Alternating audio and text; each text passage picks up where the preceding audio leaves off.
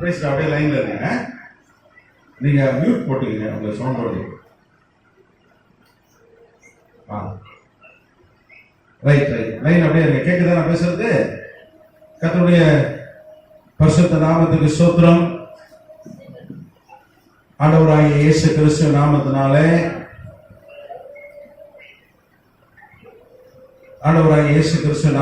உங்களை வாழ்த்துறேன், வரவேற்கிறேன்.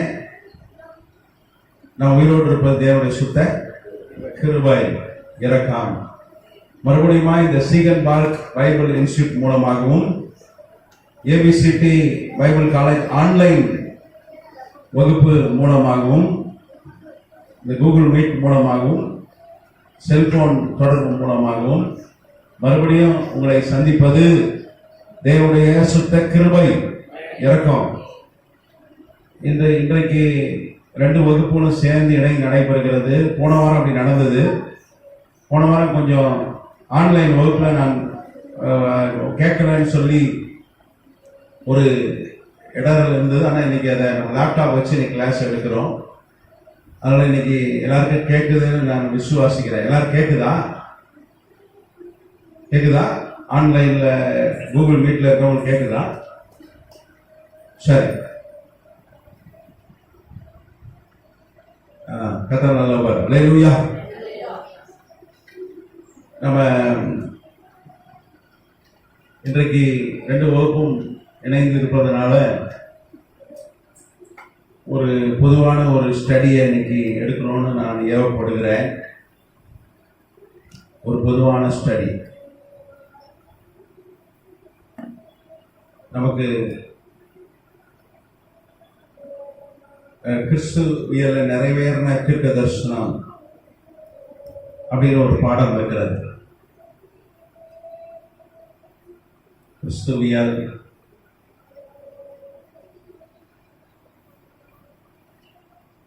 கிறிஸ்டாலஜி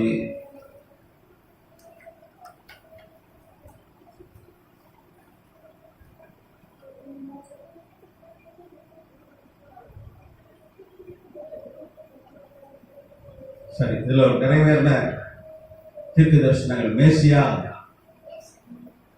நிறைவேறின மேசியாவின் தீர்க்க தரிசனங்கள்.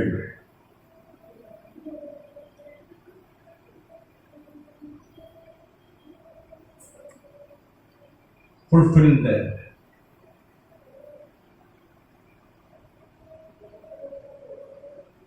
Messiah prophecy.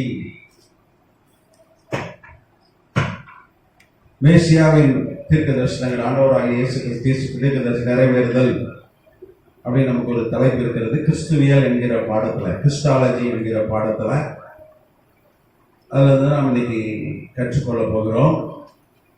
இன்னைக்கு நம்ம கற்றுக்கொள்வதற்கு ஆதாரமாக ஒரு வசனத்தை நான் வாசிக்க விரும்புகிறேன். யோவான் எழுதின சுவிசேஷ நூல்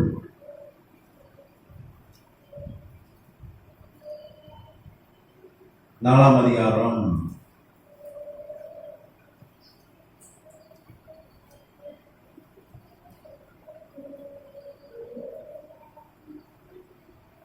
20-21.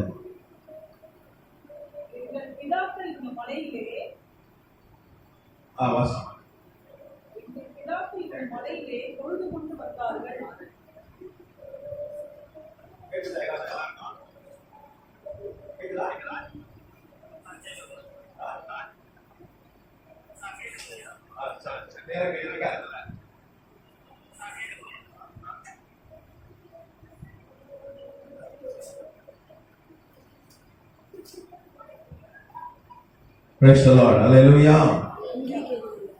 வாசிங்க.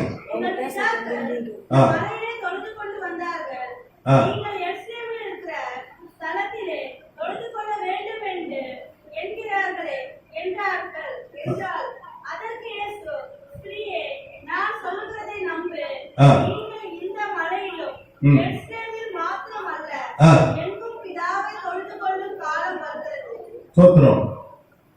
இங்கே ஆண்டவராய் இயேசு கிறிஸ்து சமாரியா நாட்டின் வழியாய் போன பொழுது அங்கே ஒரு பெண்ணை அவர் சந்திக்கிறார். சிகார் எனப்பட்ட ஒரு ஊருக்கு வருகிறார். அங்க ஒரு பெண்ணை கர்த்தர் சந்திக்கிறார். கர்த்தநாமத்துக்கு ஸ்தோத்திரம். அந்த பெண்ணிடத்துல ஆண்டவர் ஒரு பெரிய வெளிப்பாட்டை இங்கே அவர் சொல்கிறார். பெரிய தீர்க்க தரிசனம். அது என்ன தீர்க்க தரிசனம் என்றால், அதுதான் இந்த வசனங்கள் மூலமாய் வாசம். அதற்கு இயேசு 21 வசனம், ஸ்திரீயே நான் சொல்கிறதை நம்பு, நீங்கள் இந்த மலையிலும் எருசலேமில் மாத்திரம் அல்ல, எங்கும் பிதாவை தொழுது கொள்ளும் காலம் வருகிறது. அல்லேலூயா. ஆண்டவராகிய இயேசு கிறிஸ்து இந்த பூமியிலே அவர் மனிதனாய் வாழ்ந்த நாட்கள்ல அவர் 3 வருஷம் ஊழியம் செய்தார். அவர் ஊழியத்தின் முதல் ஆண்டில் கிபி 27 AD கிபி 27 AD 27 கிபில அவர் எருசலேமுக்கு போயிட்டு கலிலேயாவிலிருந்து எருசலேமுக்கு போயிட்டு அவர் திரும்பி வருகிறார். எருசலேம் போயிட்டு ரிட்டர்ன் வருகிறார். வரும்பொழுது சமாரியா வழியாய் வருகிறார். அதுவும் பார்த்தீங்கன்னா சிகார் என்னும் ஊருக்கு வராரு.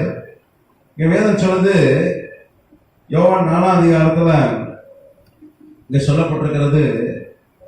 அப்போ வந்து 6ஆம் வசனம் யோவான் 4:6 சொல்லுது, அங்கே யாக்கோபுடைய கிணறு இருந்தது. இயேசு பிரயாணத்தினால் இளைப்படைந்த ஒரு ஆள் அந்த கிணத்து அருகே உட்கார்ந்தார். அப்போது ஏறக்குறைய 6ஆம் மணி வேளையாக இருந்தது. நீங்க பாத்தீங்கன்னா யூதர்கள் எப்படின்னா 6ஆம் மணி வேலை என்று சொன்னால் மதியம் 12 மணி என்று அர்த்தம். எதனாமத்துக்கு சோத்ரம் அவர்கள் அப்படிதான் சொல்லுவாங்க. மதியம் கரெக்டா 12 மணி. நம்ம காலையில 6 மணி என்று சொல்வதை அவர்கள் என்ன சொல்லுவாங்க, 1ஆம் மணி நேரம் என்று சொல்லுவார்கள். சூரிய உதயம் 6 மணி. அதுல இருந்து அவங்க என்ன பண்ணுவாங்க, கணக்கு வைப்பார்கள். கர்த்தநாமத்துக்கு ஸ்தோத்திரம். அப்போ கரெக்டா மணி 12. ஆண்டவர் வந்து பிரயாணத்துல களைப்பாய் வருகிறார். வந்து ஒரு கிணத்தண்டை, ஊருக்கு வெளியே கிணறு. அன்னைக்கெல்லாம் பாத்தீங்கன்னா ஊருக்கு வெளியே தான் கிணறு இருக்கும். இன்னைக்கு எல்லா வீட்லயும் போர் இருக்கிறது, கார்பரேஷன் தண்ணி இருக்கிறது, மெட்ரோ வாட்டர் இருக்கிறது. சில வீட்டுல 2 போர் கூட போட்டு வச்சிருக்காங்க. அப்போ இன்றைக்கு வீட்டுக்கு வீடு இருக்கிறது. அன்றைக்கு அப்படியே ஒரு பெரிய கிணறு இருந்தது. அது யாக்கோபு, அன்னைக்கு யாக்கோபு வெட்டின ஒரு அந்த கிணறு அங்க இருந்தது. கர்த்தநாமத்துக்கு ஸ்தோத்திரம்.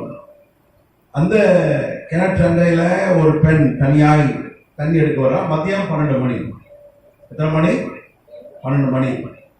நீ கிராமங்களுக்கெல்லாம் போனீங்கன்னா, நான் சிறு வயதா இருந்த பொழுது தண்ணி பிடிக்க கிராமத்தில் இருக்க போவாங்க, தனியா போக மாட்டாங்க. ஆமா, ஒத்தாளா போவே மாட்டாங்க, ஒரு கூட்டமா தான் போவாங்க. கிராமத்துக்கு நான் சிறு வயதுல பார்த்துருக்கிறேன். இப்ப எல்லா இடத்துலயும் தண்ணி வந்துச்சு. இப்பவும் வந்து எல்லா இடத்துலயும் தண்ணீர் ஆண்டவர்களே வந்திருக்கிறது. அதுக்கு கர்த்தருக்கு நன்றி. ஆனா அன்னைக்கு அப்படி இல்லை. ஒரு பொது கிணறு இருக்கும் ஊருக்கு வெளியே, இல்ல ஒரு நீர்நிலை இருக்கும், ஒரு ஆறோ குளமோ இருக்கும். அப்போ வந்து எல்லாம் மொத்தமா போய் தான் எடுத்துட்டு வருவாங்க, தனியா போக மாட்டாங்க. இங்க ஒரு பெண் ஆச்சரியம், 2000 வருஷத்துக்கு முன்னாடி கிபி 27 AD ஒரு பெண் தனியாய் குடத்தை தூக்கிட்டு வரா. அது காரணம் என்ன? அந்த ஊர்ல அவ யாரும் மதிக்கல, சேர்த்துக்கல. அவ எல்லாரால ஒதுக்கப்பட்ட ஒரு பெண். நீங்க பாருங்க, சமாரியா அந்த நாட்டை சார்ந்தவர்களை யூதர்கள் என்ன பண்ண மாட்டாங்க, அவர்கள் மதிக்க மாட்டார்கள். ஏன்னா 9ஆம் வசனம் சொல்லுது, யோவான் 4:9 சொல்லுது, யோவான் 4:9 யூதர்கள் சமாரியாருடனே சம்மதம் கலவாதவர்களால் ஆனபடியால் சமாரிய ஸ்திரீ அவரை நோக்கி, நீ யூதனாய் இருக்க, நீ சமாரிய ஸ்திரீயாக என்னிடத்தது தாகத்துக்கு தா என்று எப்படி கேட்கலாம். இவங்க பாத்தீங்கன்னா யூதர்கள் வந்து சமாரியர்களை தீண்டத்தகாதவர்களாய் ஒதுக்கி வைத்திருந்தார்கள். அவங்க இவங்க தண்ணி வாங்கி குடிக்க மாட்டாங்க. நம்ம சென்னையில வாழ்றோம், எல்லாமே நம்ம சமமா இருக்கிறோம். இங்க ஜாதி பாகுபாடு இல்லை, விசுவாச சபை. இந்த தீர்க்கதரிசனம் நிறைவேறலாம். நம்ம நினைச்சிட்டு இருக்கோம், இல்லையா இங்க வந்து உட்கார்ந்து இருக்கிறோம், இங்க இது கர்த்தர் அன்னைக்கே சொல்லிட்டாரு, எப்பா பெரும்பாக்கத்துல இப்படி வந்து தொழுது கொடுக்கிற காலம் வரும், அதோட நிறைவேறுதல் தான் அன்னைக்கே சொல்லிட்டாரு. அன்னைக்கு நம்மளால பார்த்துட்டாரு ஆண்டவர், அவருடைய கண்கள் நம்மை கண்டது. அல்லேலூயா. அன்னைக்கே நம்ம பாஸ்டர் ஐயாவை அவர் வந்து தீர்மானம் பண்ணிட்டாரு இந்த சபைக்கு. அல்லேலூயா. அப்ப அந்த தீர்க்க தரிசனம் பிதாவை எங்கும் தொழுது கொள்ளும் காலம் வரும் சொன்னார் பாருங்க. அந்த காலம் தான் நீங்க வந்திருக்கிறது. இங்க கர்த்தநாமத்துக்கு ஸ்தோத்திரம். உலகம் ஃபுல்லா நீங்க பாத்தீங்கன்னா ஒரு 6 லட்சம் சபைகள், ஏஜி சபைகள் உலகம் ஃபுல்லா ஏஜி இருக்குல்ல, ஏஜி 6 லட்சம் சபைகள் இருக்கிறது. அப்புறம் சிஎஸ்ஐ போன்ற சபைகள் ஏராளமான லட்சக்கணக்கில் இருக்கு. நிறைய சுயாதீன சபைகள் இருக்கிறது, ஏகப்பட்ட சபைகள் இருக்கிறது, கோடி கோடி சபைகள் இருக்கிறது. அப்ப இது காரணம் என்ன? அவர் அன்னைக்கு சொன்னார், இதாவே எல்லா இடத்துலயும் தொழுது கொள்ளலாம்ப்பா. எங்க வேணா ஒரு காலம் எருசலேம் தான் தொழுது கொண்டார்கள், இல்ல இனிமே எல்லா இடத்துலயும் தொழுது கொள்ள என்கிற ஒரு வெளிப்பாட்டை கர்த்தர் யாரு கொடுக்கிறார்? ஒரு சமாரிய ஸ்திரீக்கு அவர் கொடுக்கிறார். இந்த சமாரிய ஸ்திரீ யாரு? அவர் நல்ல பெண் ஒன்றும் அல்ல. ஏன்னா ஆண்டவர் சொல்றாரு 18ஆம் வசனத்துல, யோவான் 4:18, எப்படி 5 புருஷர் உனக்கு இருந்தார்கள், இப்பொழுது உனக்கு இருக்கிறவன் உனக்கு புருஷன் அல்ல, இதை உள்ளபடி சொன்னாய் என்றார். பாருங்க, ஆண்டவர் அவ எத்தனை புருஷன் தான்? 5 புருஷன் ஏற்கனவே இருந்தான், இப்போ ஒரு புருஷன் இருக்கா, ஒரு புருஷன் கிடையாது. அப்ப அவளுக்கு வந்து ஒரு நல்ல பெண் அல்ல, ஒரு பாவியான பெண்ணு தான். கர்த்தநாமத்துக்கு ஸ்தோத்திரம். ஆனா அந்த பெண்ணை தான் கர்த்தர் என்ன பண்றார்? அவளோடு பேசி அவளுக்கு தான் ஒரு பெரிய வெளிப்பாட்டை கொடுக்கிறார். அல்லேலூயா. அவ 25 வசனம் யோவான் 4:25 சொல்றாரு, ஸ்ரீ அவரை நோக்கி, கிறிஸ்தியனப்படுகிற மேசியா வருகிறார் என்று அறிவேன், அவர் வரும்போது எல்லாவற்றையும் நமக்கு அறிவிப்பார் என்றால், அதற்கு இயேசு, உன்னுடனே பேசுகிறவர் நான் என்றார், நானே அவர் என்றார். அல்லேலூயா. அந்த பெண்ணு பாவியா இருந்தாலும் அவளுக்கு கொஞ்சம் பைபிள் தெரிஞ்சிருந்தது.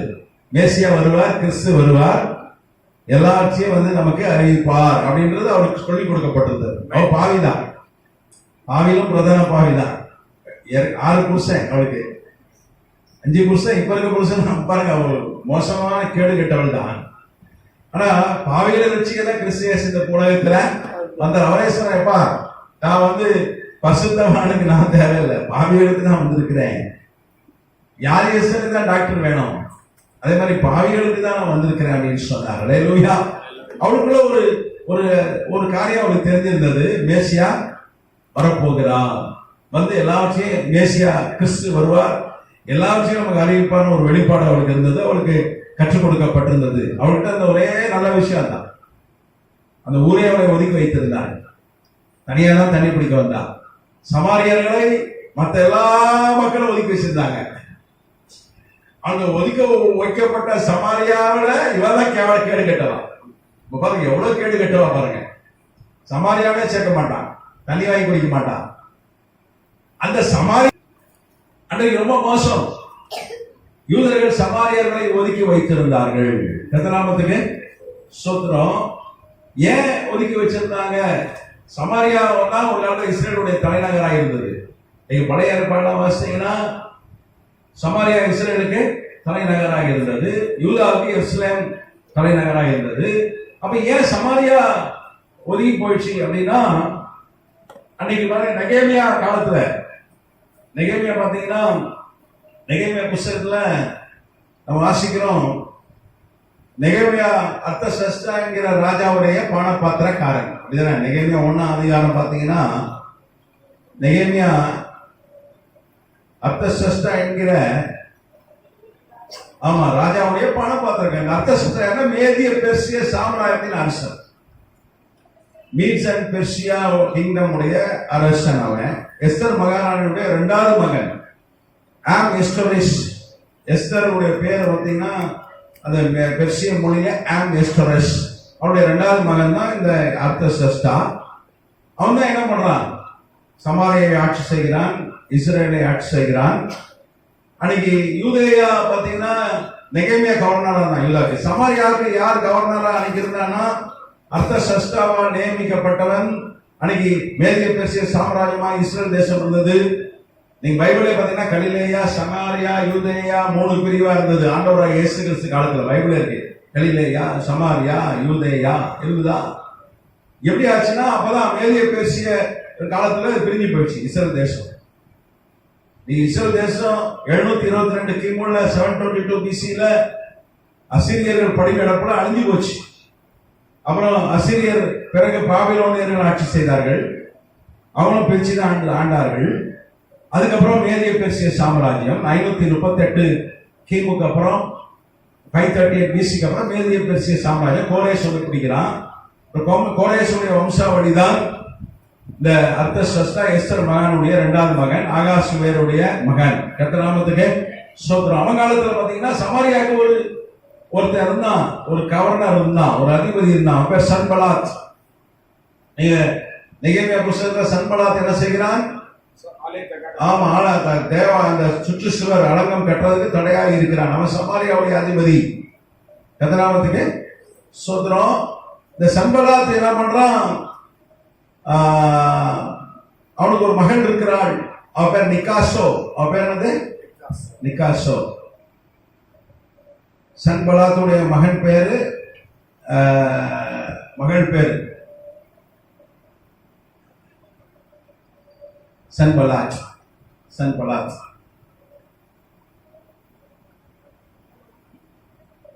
அவருடைய மகள் டாக்டர். அவ பேர் என்ன தெரியுமா? நிகாசோ. நிகாசோ பைபிள் இல்ல, வரலாற்றுல இருக்கிற.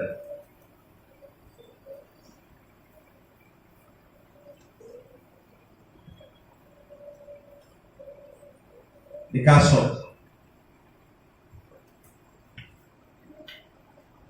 அப்போ அந்த நிகாசோ அவன் மகளுக்கு அவன் என்ன பண்றான்?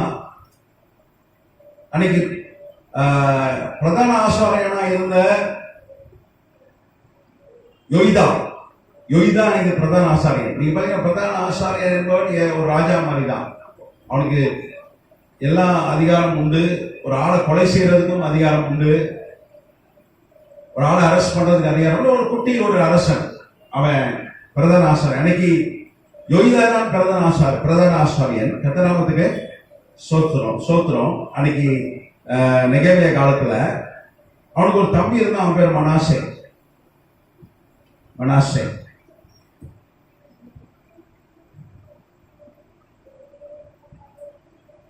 மனாசே யாருன்னா பிரதான ஆசாரியன் யோய்தா தம்பி.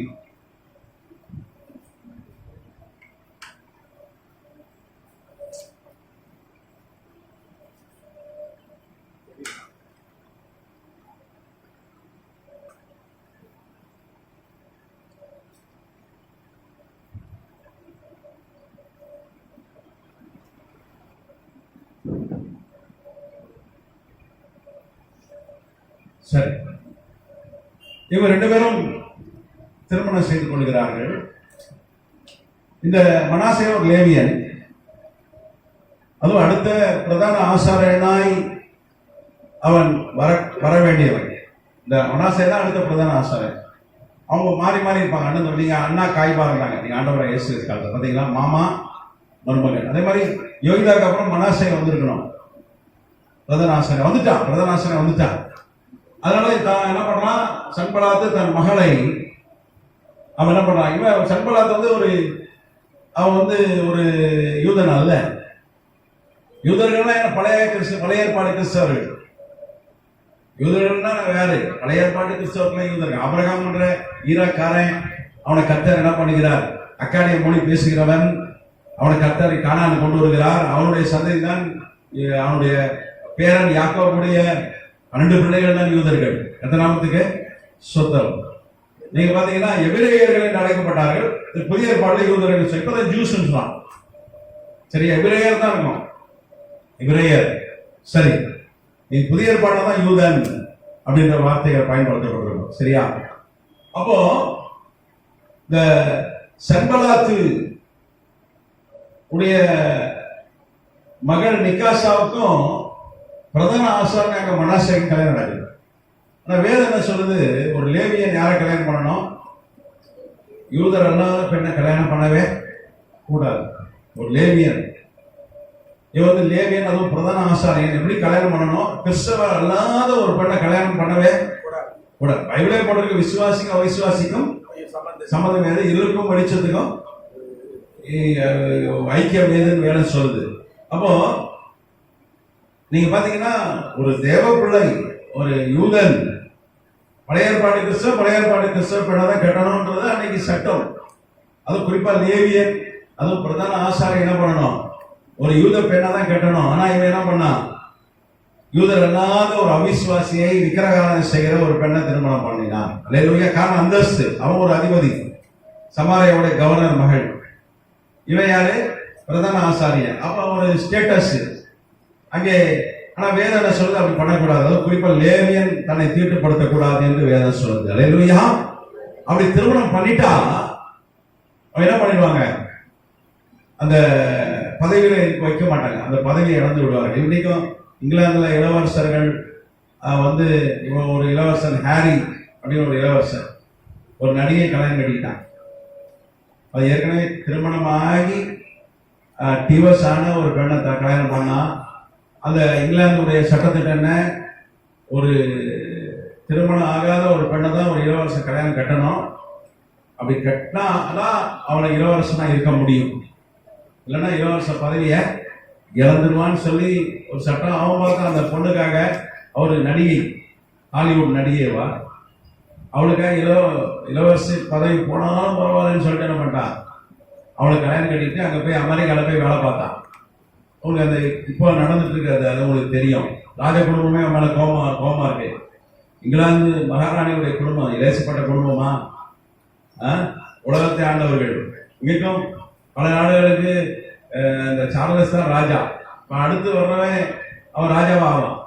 கரெக்டா? கனடா, நியூசிலாந்து, ஆஸ்திரேலியா இவங்கெல்லாம் வந்து ராஜா இன்னைக்கும். நிறைய நாடுகள் காமன்வெல்த் நாடு என்று சொல்வார்கள், காமன்வெல்த் நாடுகள். அப்போ அதே மாதிரிதான் இங்க யூதர் அல்லாத ஒரு பெண்ணை ஒரு பிரதான ஆசிரியர் திருமணம் பண்ணா அவன் பதவி விட்டு விலகிடணும். நீங்க நெகேமியா புஸ்தகம் வாசித்தீங்கன்னா அது தெளிவா சொல்லப்பட்டிருக்கிறது. இந்த மனாசேவை யார் துரத்தி விட்டா? நெகேமியா துரத்தி விட்டான். நீ வந்து அந்நிய பெண்ணை கட்டியிருக்க, அதனால நீ எங்க தேவாலயத்துக்கு நீ பிரதான ஆசிரியனா இருக்கக்கூடாதுன்னு சொல்லி துரத்தி விட்டுக்கிறான். உடனே இவருக்கு கோவம் வந்துருது. யாருக்கு? சன்பலாத்துக்கு. இவர் சமாரியாவுடைய கவர்னர். என் மருமானையா துரத்துறேன், இதே மாதிரி நான் என்ன பண்றேன்? ஒரு தேவாலயம் கட்டுறேன் இதே மாதிரி அப்படின்னு சொல்லி அவன் கெர்சின் மலையில ஒரு தேவாலயம் கட்டினான். அதனாலதான் அவ சமாரியா ஸ்ரீ சொல்றா, நீங்க தொடர்ந்து 20 இருந்து வாசித்தீங்கன்னா, எங்கள் பிதாக்கள் இந்த மலையிலே தொழுது வந்தார்கள், நீங்கள் எருசலேமில் இருக்கிற ஸ்தலத்திலே தொழுது கொள்ள வேண்டும் என்கிறீர்களே அப்படின்னு கேள்வி கேட்கிறான். அப்ப இந்த கெர்சின் மலையில இந்த சன்பலாத் தான் கெர்சின்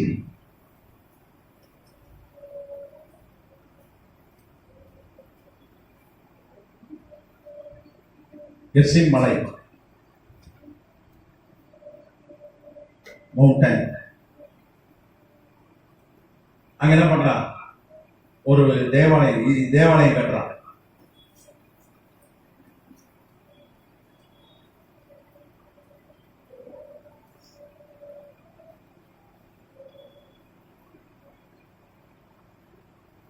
அப்படியே கர்த்தர் செருபாபேலை கொண்டு கோரேசுடைய உதவியோடு 2ஆம் தேவாலயத்தை கட்டி கொடுத்தார். அது அப்படியே மாடல், ரிப்ளிகா என்று சொல்வார்கள். அப்படியே எருசலேம் தேவாலயம் எப்படி இருக்கோ மாடல், அதே மாடல்ல ஒரு கெர்சின் மலையில ஒரு தேவாலயம் அவன் கட்டிட்டு அவன் என்ன பண்றான்? நீங்க சமாரியால இருக்கிற ஜனங்களை சொல்ற, நீங்க யாரும் எருசலேம் போக கூடாது, நீங்க என்ன பண்ணணும்? இங்கதான் தேவனை பலியிடணும், தரிசிக்கணும் அப்படின்னு சொல்றான். நீ நல்லா கவனிக்கணும். அன்றைக்கு கட்டாயம் வருஷத்துக்கு ஒரு வாட்டி என்ன பண்ண பஸ்காக்கு எஸ்லேம் தேவாலயம் போய் தான் ஆகணும்.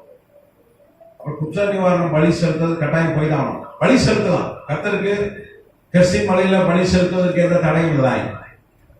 ஆனா வருடத்துக்கு ஒரு முறை ஆண்டோடைய கட்டளை என்னன்னா, எஸ்லேம்ல இருக்க தேவாலயத்துக்கு வருஷத்துக்கு ஒரு முறை கட்டாயம் வந்து என்ன பண்ணணும், பலி செலுத்தியே ஆகணும். குற்ற நிவாரண பலி, அதுக்கப்புறம் பஸ்கா அனுசரிக்க கட்டாயம் வந்துதான் ஆகணும். நீங்க சகரியால கூட தெளிவா சொல்லப்பட்டிருக்கு, வருஷத்துக்கு ஒரு முறை வரலன்னா அது பாவம் என்று சகரியா தீர்க்கதரிசி புஸ்தகம் 14ஆம் அதிகாரத்துல சொல்லப்பட்டிருக்கிறது. சகரியா 14 சொல்லப்பட்டிருக்கிறது 16ஆம் வசனம், 14 சகரியா 14:16. பின்பு எஸ்லேமுக்கு விரோதமாக வந்திருந்த எல்லா ஜாதிகளிலும் மீதியான யாவும் சேனையின் கர்த்தராகிய ராஜாவை தொழுது கொள்ளும்படிக்கும் கூடார பண்டிகை ஆசரிப்படிக்கும் வருஷம் வருவார்கள். அப்பொழுது பூமியின் வம்சங்களில் சேனையின் கர்த்தராகிய ராஜாவை தொழுது கொள்ள எருசலேமுக்கு வராதவர்கள் எவர்களோ அவர்கள் மேல் மழை வர்ஷிப்பதில்லை. மழை வர்ஷிக்காத எகிப்தின் வம்சம் வராமலும் சேராமலும் போனால் கூடார பண்டிகை ஆசரிக்க வராத ஜாதிகளை கர்த்தர் வாதிக்கும் வாதையே அவன் மேல் வரும்.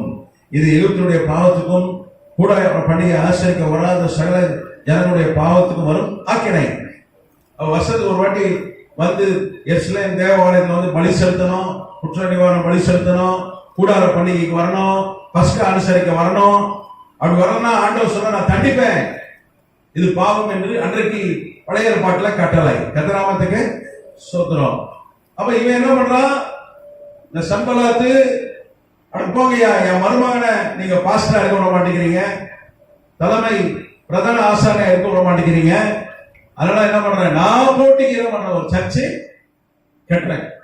எதை சொல்றது, ஆரோட போல அழைக்கப்பட்டாலுடைய அந்த ஊழியர் செய்ய முடியாது. ஆனா இவன் என்ன பண்ணிடுறான், ஒரு அவிசுவாசியை திருமணம் பண்ணி ஒரு விக்கிரகாரம் செய்யற ஒரு பெண்ணை திருமணம் பண்ணதுனால அந்த ஆசாரியத்துவத்தை இழந்து போகிறான், ஆசாரிய ஊழியத்தை இழந்து போகிறான். இவன் வீம்புக்கு போட்டிக்கு எருசலேம் தேவாலயமா நான் தேவாலயம் கட்டுறேன் அப்படின்னு என்ன பண்றான், பணக்காரன் சன்பலாத்து, அதுவும் ஒரு அதிபதி, அவங்க சமாரியால அவன் பகுதியில் அவன் ஆளுகை செய்யற இடத்துல மலை மேலே கெர்சி மலை மேலே என்ன பண்ணிடுறான், ஒரு தேவாலயத்தை கட்டிடுறான். கர்த்தநாமத்துக்கு ஸ்தோத்திரம். அப்புறம் சொல்லிடுறான், யாரும் எருசலேம் போக கூடாது, பஸ்காக்கும் போக கூடாது, கூடார பண்டிகைக்கும் போக கூடாது, எல்லா பலியையும் நீங்க என்ன பண்ணீங்க இங்கே செலுத்த வேண்டும் அப்படின்னு ஒரு கட்டளை பிறப்பிக்கிறான். அதனால என்ன ஆயிடுச்சு, யூத ஜனங்களுக்கும் சமாரிய மக்களுக்கும் ஒரு பிரச்சனை உண்டாச்சு. அப்ப தேவாலயத்துக்கு வரல, இவங்க பஸ்கா அனுசரிக்க வரல, குற்ற நிவாரண பலி செலுத்த வரல என்பதனால இவங்க என்ன பண்ணிட்டாங்க, ஒதுக்கி வைத்து விட்டார்கள். அன்னைக்குதான் அப்படிதான் இஸ்ரேல் யூதர்களும் சமாரியர்களும் பிரிந்து போனார்கள். அப்படிதான் அவங்களுக்குள்ள ஒரு வேறுபாடு வந்தது.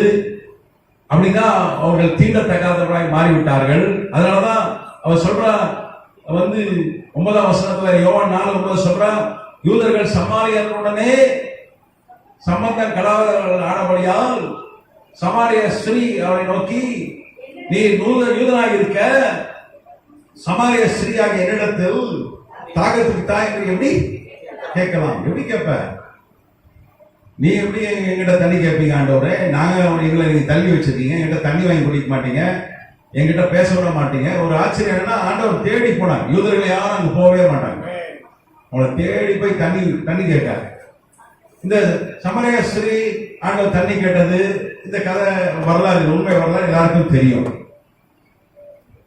அவளோடு பேசுகிறார், கர்த்தநாமத்துக்கு ஸ்தோத்திரம். அவ கேட்கிறார், நீங்க வந்து எருசலேம்ல தொழுது கொள்றீங்க, நாங்க இந்த மலை மேல தொழுது கொள்கிறோம், நீங்க எருசலேம்ல தொழுது கொள்கிறீர்கள், நாங்க என்ன பண்றோம், இந்த மலை மேல என் பிதாக்கள் தொழுது கொண்டு வந்தார்கள். அவ சொல்ற, அப்போ வந்து அவ பேசும்போது அந்த கெர்சிம் மலையில கட்டப்பட்ட தேவாலயம் இல்லை, இடிக்கப்பட்டு விட்டது. அது எப்போது இடிக்கப்பட்டு விட்டது என்றால், நீங்க பாத்தீங்கன்னா 128 கிமுல 128 BC இடிக்கப்பட்டு விட்டார். இவங்க வந்து 27 கிபில 128 BC கிமு. அதாவது ஆண்டவர் அவர்கள் வந்து எப்ப சந்திக்கிறார்? அந்த அந்த கெர்சிம் மலை மேல இருக்கிற அந்த தேவாலயம் இடிக்கப்பட்டு 145 வருஷம் கழித்து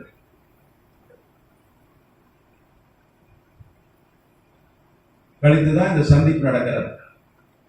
அவர் சொல்ற 145 வருஷத்துக்கு முன்னாடி எங்க பிதாக்கள் இந்த மலையில தொழுது கொண்டார்கள், நீங்க என்ன பண்றீங்க? எருசலேம் தேவாலயத்தை அங்க தொழுது கொள்கிறீர்கள் அப்படின்னு ஒரு கேள்வி எழுப்பும் போது கர்த்தர் ஒரு பெரிய வெளிப்பாட்டை அவருக்கு காண்பித்து கொடுக்கிறார். அது என்ன வெளிப்பாடுனா, பிதாவை நீங்கள் இந்த மலையிலும் எருசலேமிலும் மாத்திரம் அல்ல, எங்கும் பிதாவை தொழுது கொள்ளும் காலம் வருகிறது. ஒரு அலைய சொல்லுவோமா?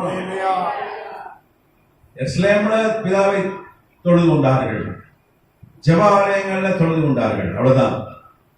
ஆனா ஆண்டவர் சொல்றாரு, இனி வர்ற காலங்கள்ல பிதாவை தொழுது கொள்ளும் காலம், எல்லா இடத்திலும் தொழுது கொள்ளும் காலம், எங்கும் பிதாவை தொழுது கொள்ளும் காலம் வருகிறதுன்னு சொன்னார். எங்கும், எங்கும்னா எல்லா இடத்துலையும் பிதாவை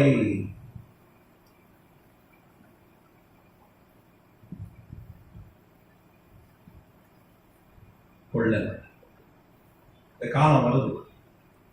நீங்க ஆண்டவரை இயேசு கிறிஸ்து இந்த தீர்க்க தரிசனத்தை சொல்லும் போது அன்னைக்கு தேவாலயம் மாத்திரம் தான் இருந்தது, பிதாவை எல்லாத்தையும் தொழுது கொள்ளல. ஆனா எப்பொழுது பரிசுத்த ஆவியான பெந்தெகோஸ்தே நாள் வந்த பொழுது பரிசுத்த ஆவியானவர் இறங்கினாரோ, அன்னைக்கு ஆதி திருச்சபை எருசலேம்ல மேல் வீட்டாரிலே ஸ்தாபிக்கப்பட்டது. கர்த்தர் நாமத்துக்கு ஸ்தோத்திரம். அப்ப கிபி 30, கிபி AD 30 முதல் சபை, முதல் அப்போஸ்தல சபை.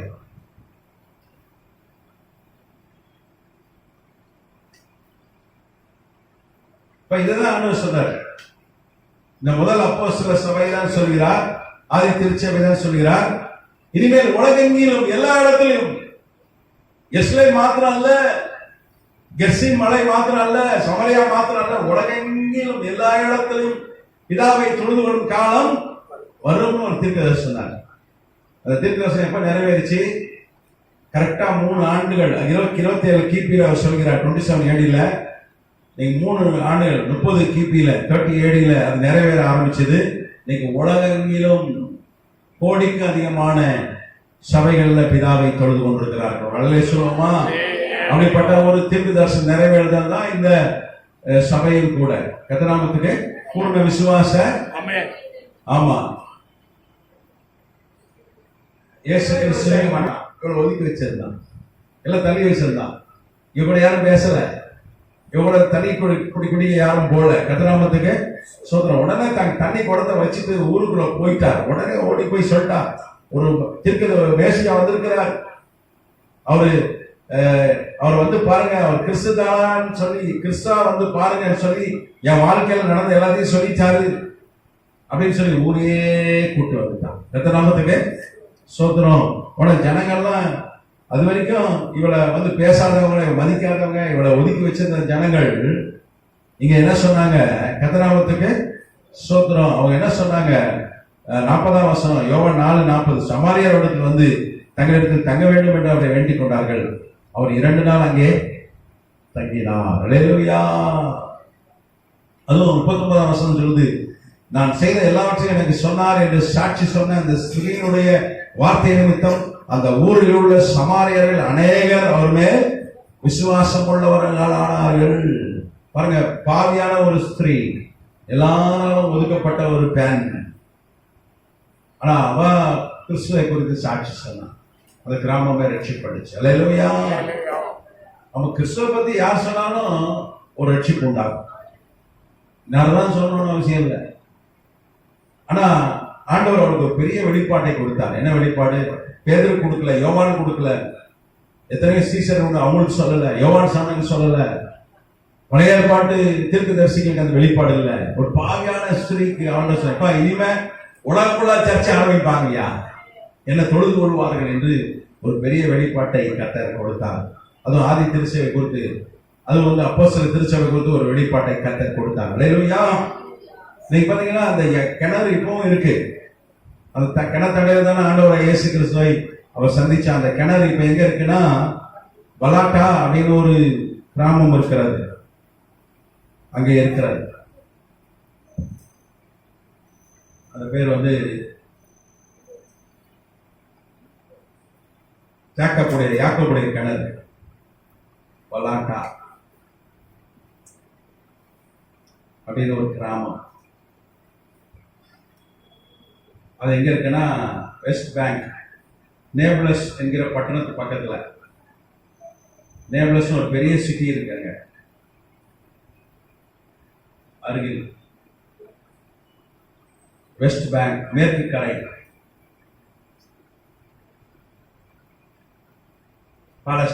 பாலஸ்தீன பகுதியில் இருக்கு. இஸ்ரேல் கண்ட்ரோல் இருந்தாலும் பாலஸ்தீன பகுதி அது. பலாட்டா ராமா.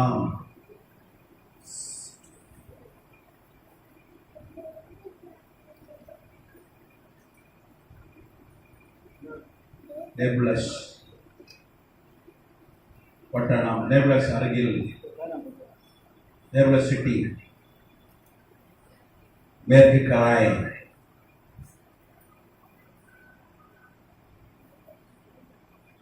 பாலஸ்தீனம்.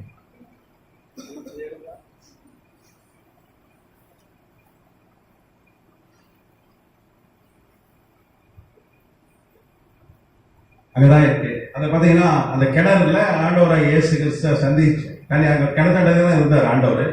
1866 கிபியில மேஜர் ஆண்டர்சன் ஒரு தொல்லியல் துறை விஞ்ஞானி, அவர் பேர் மேஜர் ஆண்டர்.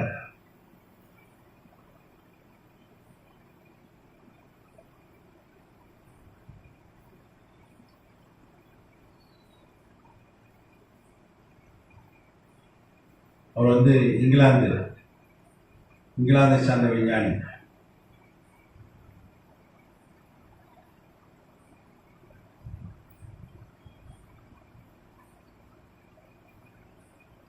மேஜர் ஆண்டர்சன், யூகே, இங்கிலாந்து. யூகேனா இங்கிலாந்து. அவர் தான் அதை கண்டுபிடித்த அந்த கிணறு. அந்த கிணறு பார்த்தீங்கன்னா 135 அடி ஆழம்.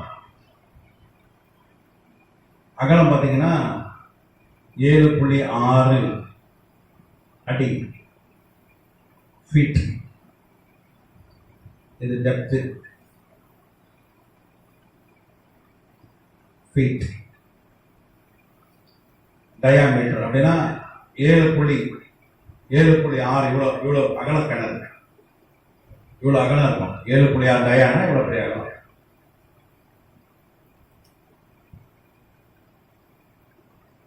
அகலம்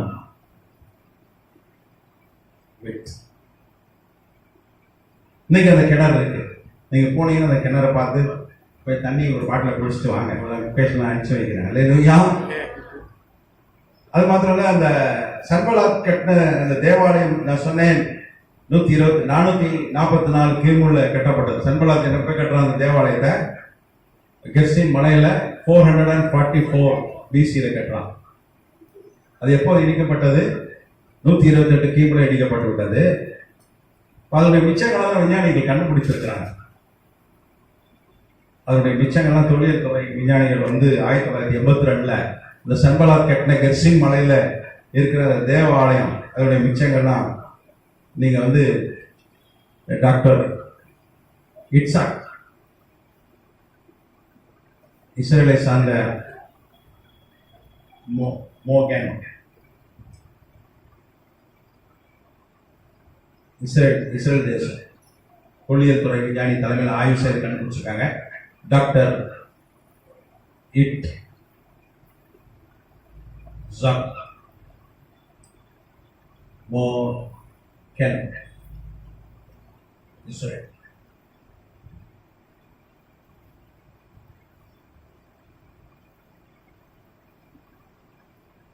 வரலாற்று ஆசிரியர் பதிவுகளும் அதை இந்த குறிப்பா ரொம்ப புகழ்பெற்ற ஒரு ஹிஸ்டாரியன் அதை பதிவு செய்த ஹிஸ்டாரியன் யாருன்னா ஜோசபஸ் பிளேவியஸ், வரலாற்று ஆசிரியர்.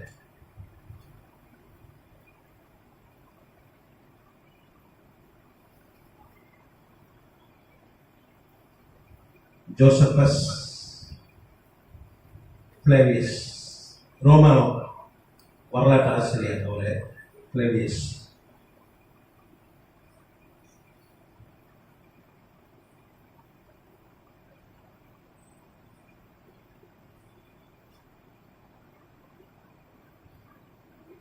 இந்த சமரிய ஸ்திரீ பேர் போட்டினி. பேர் என்னது? போட்டினி.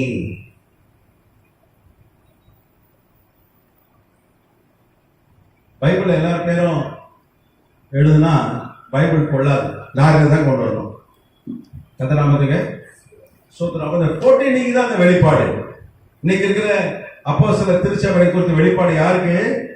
போட்டினிக்கு தான். கத்தநாமத்துக்கு சோத்திரம். அந்த போட்டினி பார்த்தீங்கன்னா அவ ஃபர்ஸ்ட் அவ ஊழியத்து போயிட்டா, அவ ரட்சிக்கப்பட்டு ஊழியத்து போயிட்டான். அவ எங்க பார்த்தா கார்த்தேஜ்னு ஒரு பகுதிக்கு போனா. கார்த்தேஜ் ஃபர்ஸ்ட் ஊழியம் செஞ்ச பட்டணம் வந்து கார்த்தேஜ். அங்க அவதான் சபை ஸ்தாபிச்சா. கார்த்தேஜ். கார்த்தேஜ் பார்த்தீங்கன்னா அது ஒரு ரோம பட்டணம், ரோமன் சிட்டி.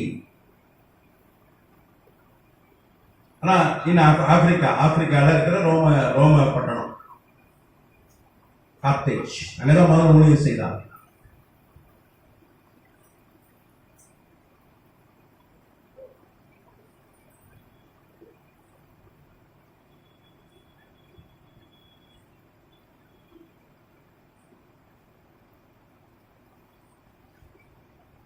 அப்புறம் ஒவ்வொரு பட்டணமா போய் ஊழியம் செஞ்சா உலகெங்கிலும் ஊழியம் செஞ்சு 100க்கு அதிகமான சபைகளை ஸ்தாபிச்சா. அவர்களே சொல்லுமா, வெளிப்பாடு அவளுக்கு தான். நீ போய் என்ன பண்ண, பிதாவை தொழுது கொள்ளும் காலத்தும் வரும், நீ எல்லா இடத்துலயும் என்ன பண்ணுவ, போய் சபை ஸ்தாபிப்ப. அவளுக்கு ஒரு தீர்க்க தரிசனம். கர்த்தராமத்துக்கு ஸ்தோத்திரம். நீங்க பாத்தீங்கன்னா 100 சபைக்கு மேல ஸ்தாபிச்சான்னு சொல்லி வரலாறு சொல்லுது. அவளுக்கு 5 சகோதரிகள் இருந்தாங்க. அவங்க பேர் அனட்டோலே, போட்டிஸ், பரஸ்கேவி, கிரியாக்கே. 5 சகோதரிகள் இருந்தாங்க அவளுக்கு. அனட்டோலி, போட்டிஸ், பரஸ்கேவி, கிரியாக்கே. 5 சகோதரர். அவளுக்கு 2 பசங்க இருந்தாங்க. ஒருத்தன் பேர் விக்டர், இன்னொருத்தன் பேர் யோசே. 2 பசங்க இருந்தாங்க. இவங்க 7 பேர் சேர்ந்தா குழுவா ஊழியம் செய்தாங்க. அவருடைய 2 மகன்கள் ரட்சிக்கப்பட்டு ஊழியம் செஞ்சாங்க. கர்த்தராமத்துக்கு சோத்திரம். இன்னும் ஒரு ஹைலைட் என்னன்னா, நீரோன்னு ஒரு அரசன் தான். அவருடைய நீரோ அரசனுடைய மகளே வந்து ரட்சிக்கப்பட்டான். இவன் ஊழியத்துல ரோம்ல போய் ஊழியம் செய்தான். அவன் என்ன பண்றான், அவளை 66ல கைது பண்ணான். 66ல நீரோ மன்னன் கைது செய்கிறான். கர்த்தராமத்துக்கு சோத்திரம். அதுக்கப்புறம் அவளை வந்து அவ ரத்த சாட்சியா பறிச்சான். அவ தோலை உளிச்சு பாலுங்கணத்துல போட்டாங்க. அவ உடம்புல இருக்க. அப்போ மறுதளிக்க சொன்னா நீரோ சொன்னா, ஏய் நீ மறுதளிச்சிரு, நான் உன்னை பெண்ணுன்னு விட்டுறேன். அவன் முடியாதுட்டான். அதெல்லாம் மறுதளிக்க முடியாது. இயேசுவாக சாவேன். அவன் சாட்சி சொன்னான், கிணத்தண்டை தான் இயேசுவை பார்த்தேன். அதே உடனே கிணத்துக்குள்ள போடுறேன்னு போட்டான். அப்ப 68 கிபியில அவர் என்ன பண்ண, ரத்த சாட்சியா மறிச்சான். 68 AD கிபி. இன்னைக்கு அவருடைய கல்லறை ரோம்ல இருக்கு. நீங்க ரோம் போனீங்கன்னா, இட்டாலி ரோம் போனீங்கன்னா, போட்டினியுடைய கல்லறையை நான் உங்களுக்கு சொல்றேன், நீங்க போய் பார்த்துப்பாங்க. சரியா? ரோம் போய் சுத்தி பார்த்துப்பாங்க. நிறைய ஆதாரங்கள் இருக்கிறது. கர்த்தராமத்துக்கு ஸ்தோத்திரம்.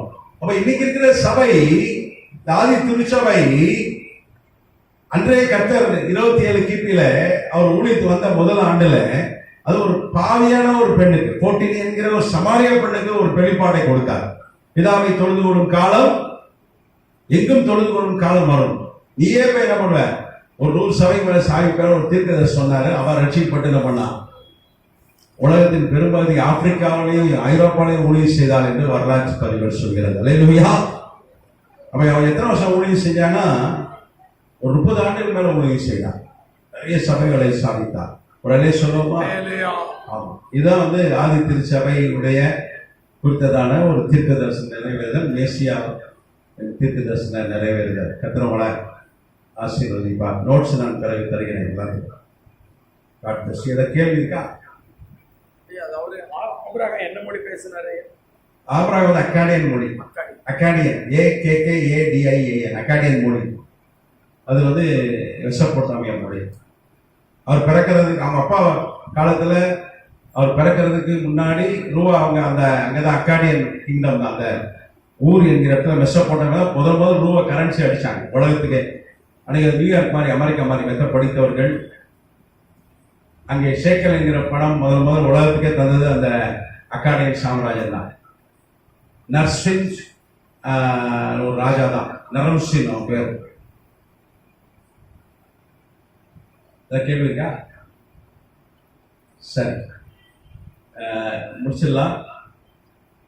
நான் சீக்கிரம் முடிச்சிடுறேன், காரணம் நான் வெளியூர் போறேன். நாளைக்கு காலையில சீர்காழியில ஒரு புதிய சபையோடைய பிரதிஷ்டை பண்ணுகிறோம்.